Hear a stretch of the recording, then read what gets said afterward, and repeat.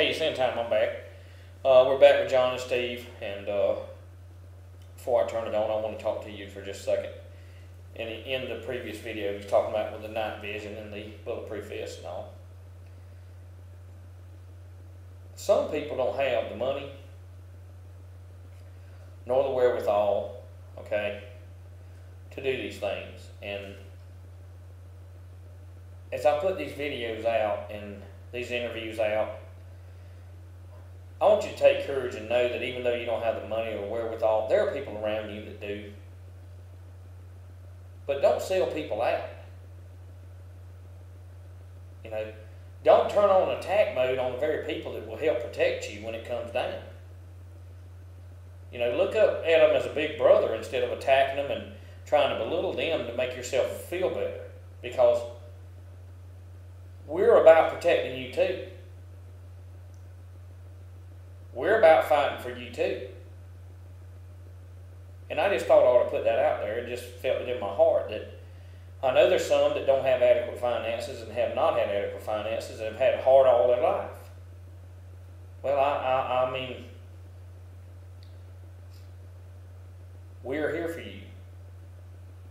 There are silent warriors. Not you, in time. Of course, I'm not a silent warrior. I'm a big mouth warrior. But you know, I got stuff to back this mouth up with. And the number one thing I got is God. And then I've got physical preparation too. But I just felt like I ought to put this out for some single moms and some people that don't have and have not had the wherewithal to get the stuff that some of us have got. We'll be fighting for you too. You can bet that. But just don't turn your back on us. But support us in prayer. Because prayer is the biggest weapon anybody could have on this earth. I'll let you continue with your interview. Do that anymore. Well, here's something coming up. You're talking about the illegal gangs. Obama's budget kills all funding to pay states for jailing illegals. Now, doesn't that sound surprising? Yet there are billions of dollars worth of federally emergency management agency prison camps going up. Let me tell something to everybody. I have a friend that is really well placed in the railroad business, okay? It's not just that the rail cars have been idle. Do you know how many rail cars? Do you know what the rail cars look like? There are 500 of them at different spurs in Montana, just sidetracked, okay? Do you know what the Nazis did? They just kept the people on the trains as prison cars. So when you see 500, that's a real count as of 2 days ago, in Boise, that are out in an area that's going to be designated an emergency prison area with the track in front of it pulled out, then I got to tell you something. I still am astonished at most people thinking that, look, how is it that the borders aren't secure? How is it that the gangs are better armed than the National Guard? How is it all this stuff? And yet now, by a 231-page document, the American middle-class, gun-owning, Constitution, Bible-believing, normal family-oriented person is somehow now the pariah and the predators, perverts, and disgusting children of hell? You know, I was at an intersection a couple days ago, and exactly what you're talking about. I had a railroad crossing, had to stop, and here comes this slow-moving train, and it had these car carriers on it, these big, tall ones, all enclosed, nothing in there, and it chugged down. It went to Plum Creek to pick up a load of lumber, but then it chugged right back out. I said, you know, there could have been 40,000 people inside these cars, and nobody would know. We're all sitting there at the intersection just waiting for the light to change. Well, how about this? How about why is the largest dog breeder in the United States who trains military and police dogs, why is he getting concerned when he gets an order for 8,000 guard/attack dogs, and there aren't that many departments? 8,000, guess what? I had to stop right there. Because, like I said, I knew of this Friday. I mean, 8,000 attack guard dogs were ordered. They ain't for overseas. You ever been dog bit? Huh? By a big old German Shepherd or something, or a Rottweiler? Have you? Well, I hadn't, and I don't plan on it happening to me. Yeah. Can you believe? I mean, they're covering all their bases. if you know somebody that's sitting on the couch or sitting in his lazy boy and got that daggum remote stuck in his hand and his hand's like this because of the remote, you know, just paralyzed like that because he holds it all the time, and you're awake, sit down and have a conversation with him, and I mean a polite one. You know, you can't push nobody to do nothing. But people, we better wake up. I mean, I'm awake. I know you are. Some of you, most of you watch this video is, but get this out, man. Get this out to people. Not for my views or my ratings or whatever, but just get it out so you can get somebody the truth. Let's continue. Not for overseas deployment, but for U.S. deployment. You see, I think this. I think this is it. God in His mercy sends us warning after warning after warning.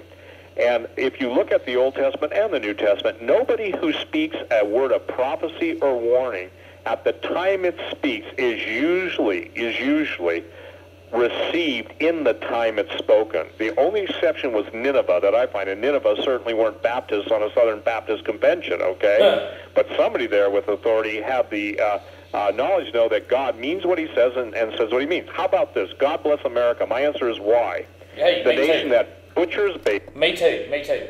Let me say before this goes any further with this interview, I believe and concur 100% with Steve Quayle what he's fitting to say.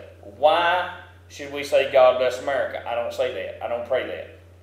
Because I'm going to tell you something. And I want you guys that know and subscribe to me, and we're friends, and some of us talk on the phone. I love America. Okay? The land that God put me in. But it ain't God bless America. Here's what it is. God saved the babies from being butchered. God help and give the power as a warrior to the American Christian patriot. But God don't save the federal government, destroy it. God don't save the politicians that have put the draconian laws, get rid of it.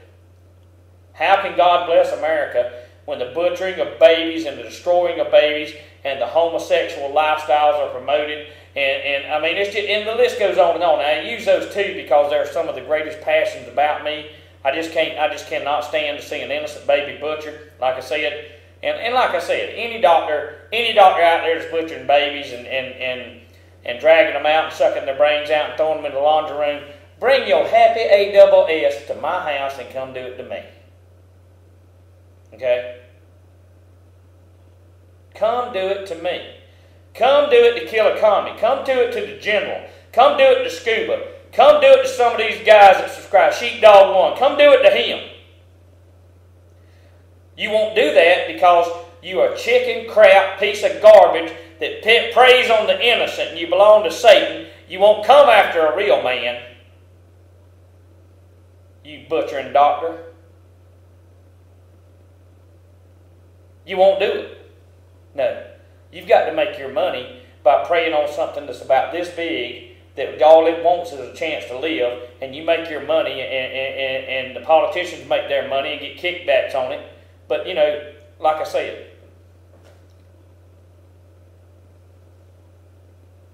come do it to me. It ain't going to happen because you're a lily-livered, coward piece of garbage that's going to burn in hell, you abortionist. Let's move on. Babies that butchers its own soldiers, that throws its veterans out on the street. Oh, yeah. That everything that is perverse is okay, but everything that's right, i.e., a man and a woman, I said, I got news for you. My Bible still says God created Adam and Eve, not Adam and Irving, you know. See, the thing is that this is when people won't stand up. Look, veterans, you and I both know a lot of veterans, okay? I am not one. We have a mutual friend who is one. I only know of one that knows us both. But the point is that, you know, when a guy takes 8 rounds through all this, is out there fighting everything, and then has his own government turn on him, and then the attitude, listen, I can tell you some of the arrogancy is, who cares? They're cannon fodder. My favorite, collateral damage. That makes me crazy. That makes me beyond insane. By the way, I've started a program called Adopt a Vet, and I want to make this pitch to those of you who have substance. I'm not talking about people that don't have any money, but those of you that have your multi-million-dollar houses, that have your multi-million-dollar retirement, that have every gun you could possibly own, that have everything, let me tell you this. You won't have anyone to leave it to unless you start basically helping those. So my Adopt-A-Vet program is really a neat deal, okay? I'm launching it nationally throughout the country in each state. I'm identifying someone who's a veteran who really has a passion for this. They don't necessarily have to have money themselves, but the whole goal